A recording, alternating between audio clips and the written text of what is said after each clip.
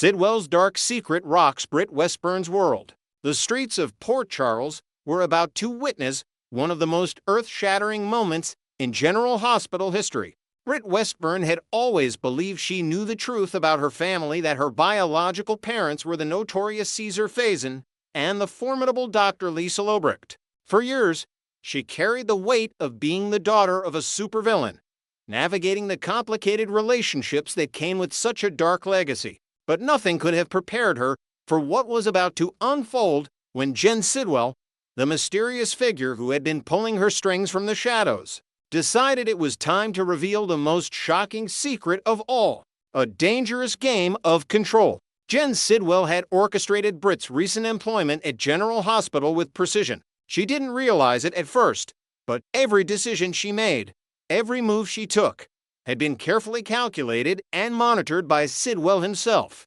He had positioned himself as the puppet master, using Britt as a key player in a larger, more sinister game. The woman who prided herself on her cunning and intelligence suddenly found herself being manipulated by someone far more dangerous than she had ever imagined. Britt had agreed to work under Sidwell's direction, believing she understood the parameters of their arrangement. She thought she was working for a man who simply wanted leverage within the hospital, someone interested in power and control like so many others in Port Charles. What she didn't know was that Sidwell had far deeper connections to her life than she could have possibly guessed. He wasn't just interested in her as an employee or an asset. He was connected to her on a fundamental, personal level that would change everything she believed about herself. "You're playing a dangerous game," Britt had warned him during one of their clandestine meetings at the Five Poppies. "If anyone finds out what we're doing here,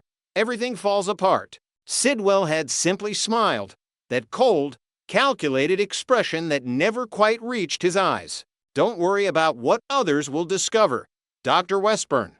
You should be more concerned about what you're about to learn about yourself." Those words should have been a warning.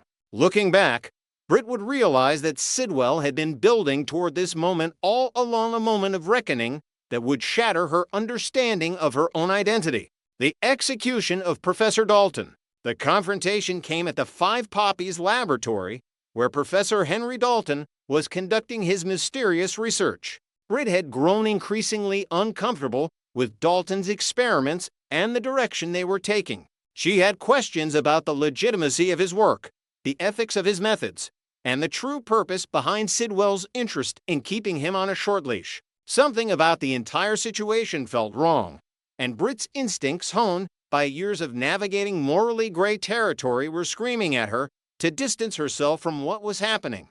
That's when Sidwell arrived at the laboratory with cold determination written across his face. Britt watched in horror as the full scope of Sidwell's ruthlessness became crystal clear. This wasn't a man interested in leverage or business arrangements. This was a man willing to eliminate anyone who stood in his way. "Wait, what are you doing?" Britt called out, her voice caught between shock and fear. Sidwell didn't respond to her question. Instead, he turned to Professor Dalton with an expression of absolute finality. "You've become a liability," Sidwell said quietly. "You know too much, and you're no longer useful to me." The shot rang out before anyone could react. Dalton crumpled to the ground, his eyes wide with the realization of betrayal, that final moment of understanding that his fate had been sealed long ago. The sound of the gunshot echoed through the lab, shattering the sterile silence and shaking Britt to her core. "No, why would you do that?" Britt's voice was shaking, her face pale, as she stared at Dalton's lifeless body. This wasn't a cautionary tale or a show of force. This was genuine, cold-blooded murder committed without hesitation or remorse. Britt had known she was dealing with dangerous people, but witnessing the actual execution of violence, the actual taking of a human life, was an entirely different experience than theoretically understanding the danger. The shocking truth emerges. As Britt stood there, processing the horror of what she had just witnessed, Sidwell turned to face her directly. The expression on his face was no longer one of menace, but something almost contemplative. He studied her carefully, as if he were seeing her for the first time, really seeing her not as an employee or an asset, but as someone else entirely. Britt, he said, his voice softer now, but somehow more chilling than before. I think it's time you knew the truth about who you really are, about your real parentage. Britt's blood ran cold. What are you talking about? I know exactly who my parents are. Caesar Faison and Liesel Obricht. You're not saying anything I don't already know. Sidwell stepped closer, and for the first time, Britt saw something in his eyes that she hadn't seen before, a strange combination of pride and regret. That's what you've been told, he said carefully. That's what your mother has let you believe all these years. But it's not the complete truth. You're lying, Britt said, but her voice wavered. Something in Sidwell's tone suggested he wasn't fabricating this on the spot. This wasn't an improvisation born from a desire to manipulate her further. This felt like something deeper, something he had been carrying with him for a very long time. Nearly 30 years ago, Sidwell continued, his gaze fixed on hers. I was involved with your mother in ways that went far beyond what she's ever told you. We had a relationship, Britt, a serious one. And when she became pregnant, he paused, letting the implication hang in the air between them. You're my daughter. I am your biological father. Not Jason Morgan, not Caesar Faison me. Jen Sidwell.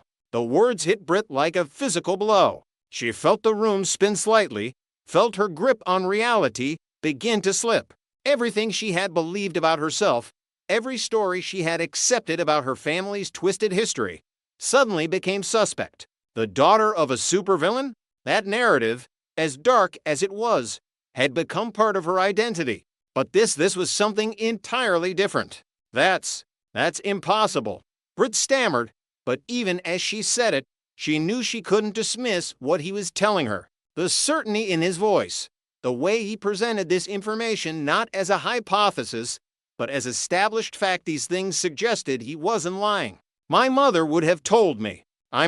She's told me I'm Faison's daughter. She owns it proudly, even glorifies it sometimes. Why would she hide that you're my father? Because, Sidwell said, I asked her to. Because it was safer for you.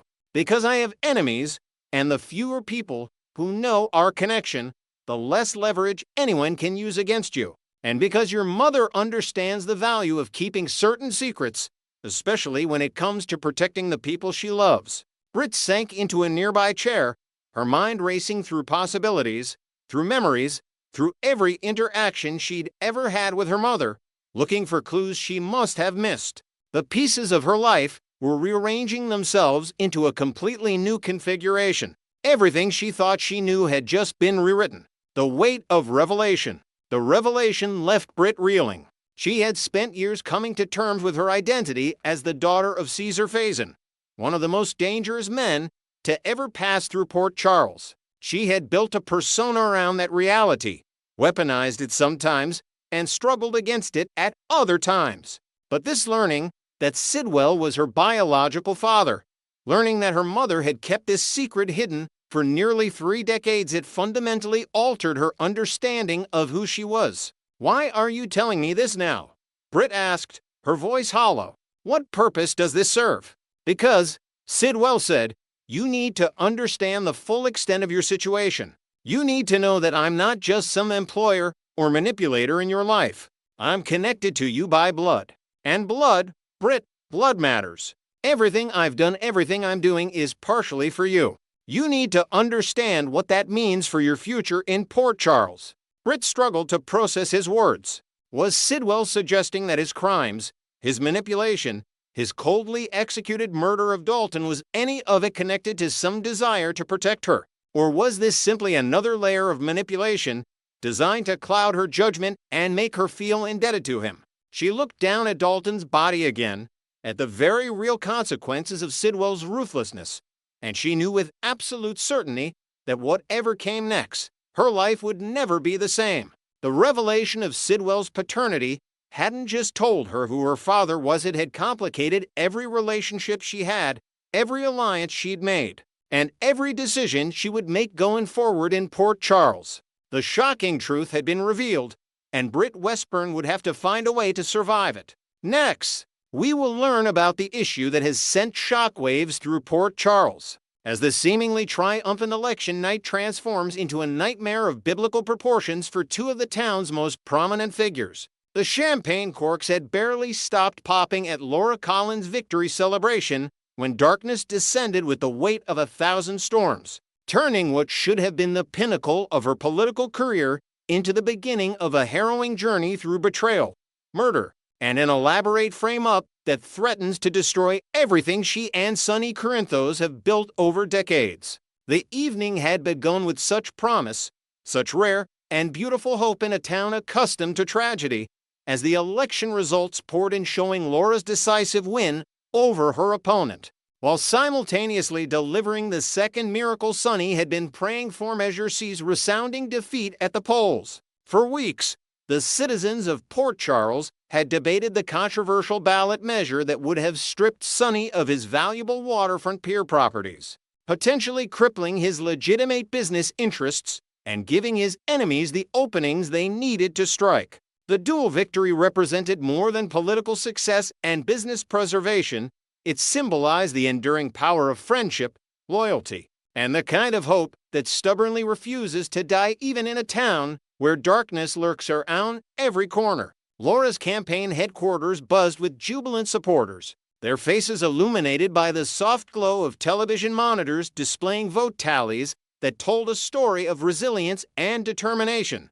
While across town at the Corinthos coffee offices, Sonny's associates quietly raised glasses of the finest whiskey, celebrating a win that had seemed increasingly unlikely as Election Day approached. But beneath the surface of celebration, a malevolent force had been orchestrating a symphony of deception, each note carefully composed to lead to unsuspecting victims directly into a trap so perfect, so meticulously crafted, that even the most paranoid mind could not have anticipated its scope. Jen Sidwell, the puppet master whose strings stretched across continents and whose patience knew no bounds, had watched the election returns with a smile that never reached his eyes, knowing that every vote cast for Laura Collins, every ballot marked against Measure C, served his ultimate purpose with mathematical precision. His plan required not failure, but success specifically. Laura's success and Sonny's relief, because only when they stood at their highest point could he ensure their fall would be catastrophic and irreversible.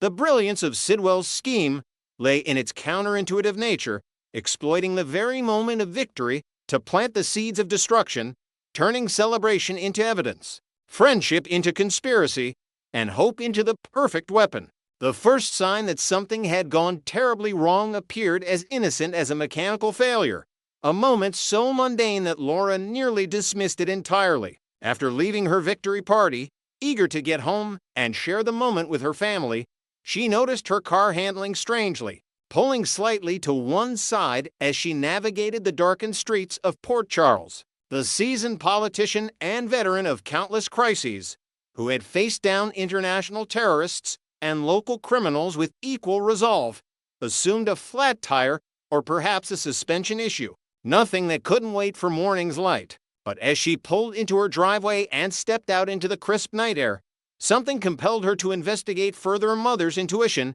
the survivor's paranoia, perhaps the universe itself whispering a warning she couldn't quite hear. When she opened the trunk, expecting to see nothing more than her emergency kit and perhaps a forgotten campaign banner, she instead confronted a sight that would haunt her dreams for the rest of her life: the lifeless body of Professor Henry Dalton, his eyes staring blankly into eternity, his academic tweed jacket soaked with blood that had long since stopped flowing, positioned with such careful deliberation that escape seemed impossible. Laura's scream split the night silence, a raw, primal sound of pure horror that echoed through the neighborhood, shattering the peaceful slumber of residents who would later tell detectives they thought it sounded like someone falling into an abyss from which there could be no return. Her hands trembled violently as she slammed the trunk closed, her mind racing through 1,000 scenarios, each more terrible than the last, while her political instincts screamed at her to think,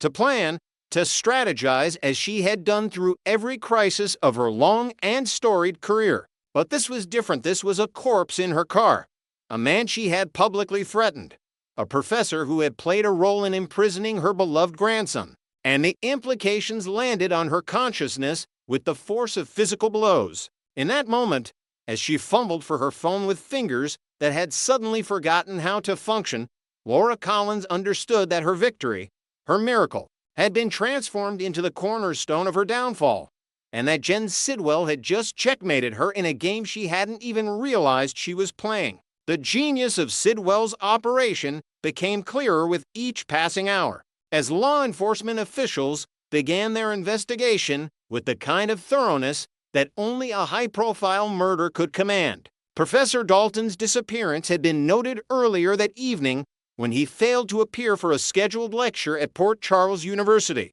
But the academic institution's bureaucracy moved slowly, and no alarm had been raised until the body was discovered. Security footage from various locations would later show Dalton leaving his office under his own power, accompanied by two men whose faces would prove frustratingly difficult to identify, entering a black sedan that bore license plates registered to a shell corporation with connections that circled back to Sonny Corinthos' legitimate business dealings. The timeline had been constructed with forensic precision.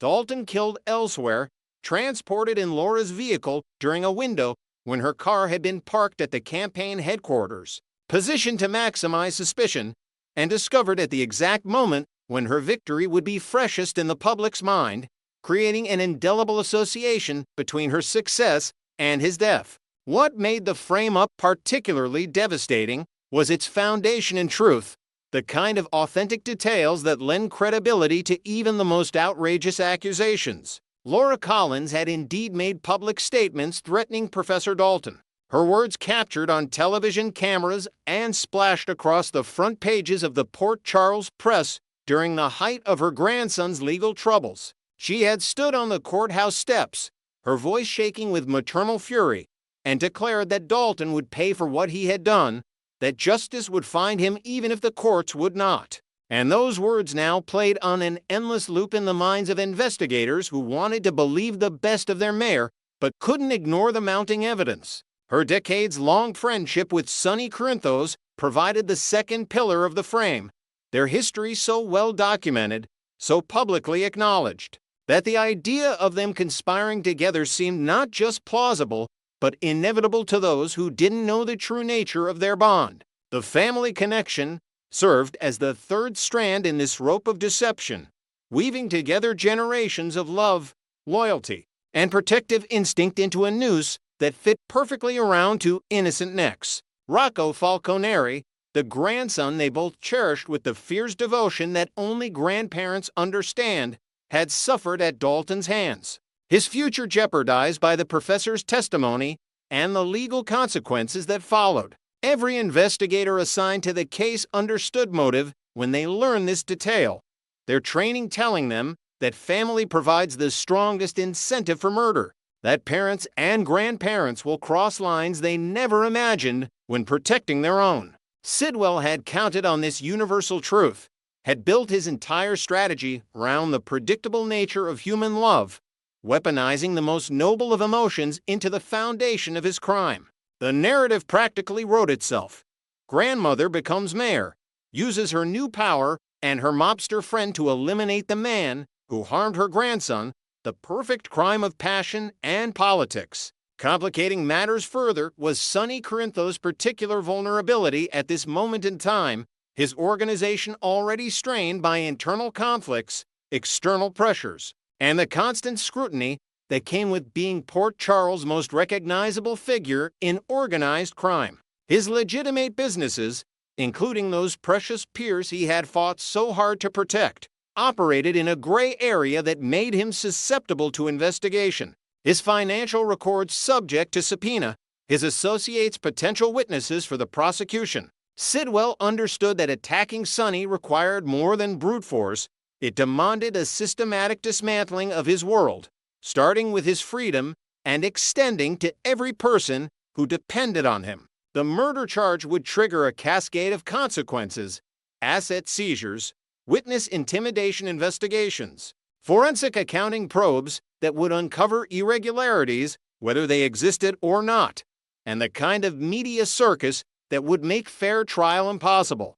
The setup targeted not just the two principals, but everyone in their orbit, creating a web of suspicion that would ensnare even the most peripheral figures. Diane Miller, Sonny's long-serving attorney, would find her professional ethics questioned as she defended a client whose guilt seemed self-evident to the court of public opinion. Carly, whose complex history with Sonny added another layer of intrigue, would face scrutiny about her knowledge of his activities, her businesses examined for connections to the crime. Even the innocent, like Olivia Falconeri, Rocco's mother, would find herself dragged into investigations. Her relationship with both Laura and Sonny making her a person of interest despite her complete ignorance of any conspiracy.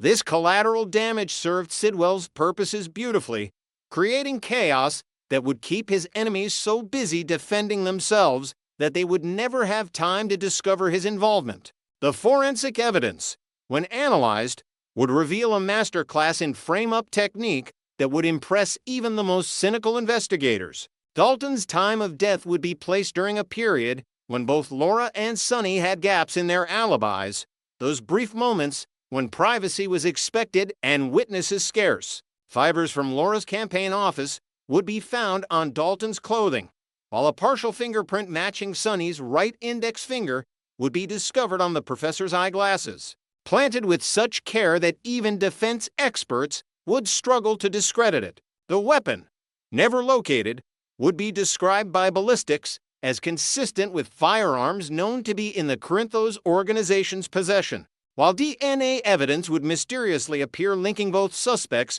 to the crime scene, each sample placed where it would do the most damage to their credibility. As dawn broke over Port Charles, painting the sky in hues of orange and pink that mocked the darkness unfolding below, Laura Collins sat in an interrogation room at the Port Charles Police Department, her mayoral victory speech still visible on news websites beside breaking news alerts about the murder investigation. The cognitive dissonance of seeing her triumph and her potential ruin displayed side by side created a numbness that protected her from the full weight of her situation, allowing her to answer questions with the composure that had defined her political career. Across town, Sonny Corinthos stared out his office window at the harbor that had been the center of his empire, measuring the distance between his freedom and a lifetime behind bars, calculating the odds with the cold precision that had kept him alive in a dangerous world. Both understood,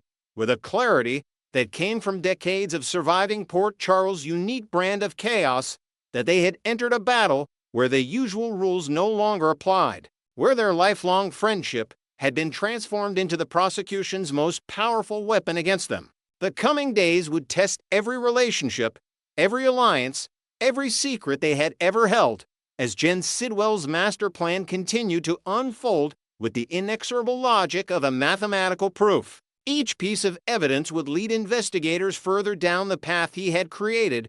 Each witness would provide testimony that seemed to corroborate what the physical evidence suggested, and each attempt to prove their innocence would somehow generate more suspicion. The miracle of Laura's election and the preservation of Sonny's peers would be revealed not as blessings, but as the bait in a trap so sophisticated that its designer remained invisible, his puppet strings invisible even to those who knew to look for them. In Port Charles, where the line between hero and villain blurred with each passing day, two of its most iconic residents would discover that sometimes the greatest victories lead directly to the most devastating defeats, and that hope, when manipulated by a master, becomes the cruelest weapon of all.